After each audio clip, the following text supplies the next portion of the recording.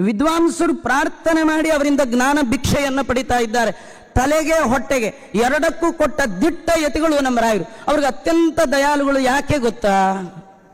ಎಲ್ಲಾ ಜ್ಞಾನಿಗಳು ಭೂಲೋಕಕ್ಕೆ ಬಂದ್ರು, ಭಗವಂತ ಹೇಳಿದಷ್ಟು ಕೆಲಸ ಮಾಡಿದ್ರು, ಸಾಧನೆ ಮಾಡಿಕೊಂಡ್ರು, ಕರೆದಾಗ ಹೋದ್ರು, ಹೋಗು ಅಂದಾಗ ಬಂದ್ರು, ಕರೆದಾಗ ಹೋದ್ರು. ಆದರೆ ನಮ್ಮ ರಾಯರು ಹಾಗಲ್ಲ. ಅವರು ಪ್ರಹ್ಲಾದರಾಜರಾಗಿ ಬಂದ್ರು.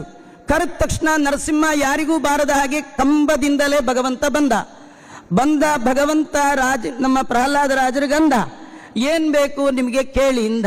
ಅದಕ್ಕೆ ಅವರಂದ್ರು, ನಂಗೇನು ಬೇಡ, ಕೇಳಬೇಕು ಅಂತ ನಿನ್ ಸೇವೆ ಮಾಡ್ಲಿಕ್ಕೆ ನಾನು ಬಿಸ್ನೆಸ್ ಮ್ಯಾನ್ ಅಲ್ಲ ಅಂದ್ಬಿಟ್ರು.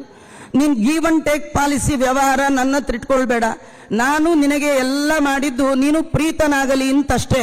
ಕುರುವತೆ ಕರ್ಮ ಯತ್ ಪ್ರೀತಯೇ ಸಜ್ಜನಾಹ. ಸಜ್ಜನ ಶಿಖಾಮಣಿಗಳಾದ ಮಂತ್ರಾಲಯ ಪ್ರಭುಗಳು ಅವರು ಬೆಳಗ್ಗೆಯಿಂದ ರಾತ್ರಿ ಪರ್ಯಂತರವಾಗಿ ಮಾಡುವ ಸಕಲ ಕರ್ಮಗಳ ಹಿನ್ನೆಲೆಯಲ್ಲಿ ಒಂದೇ ಅವರ ಭಾವ, ಭಗವಂತ ನೀನು ಪ್ರೀತನಾಗು ಅಂತ.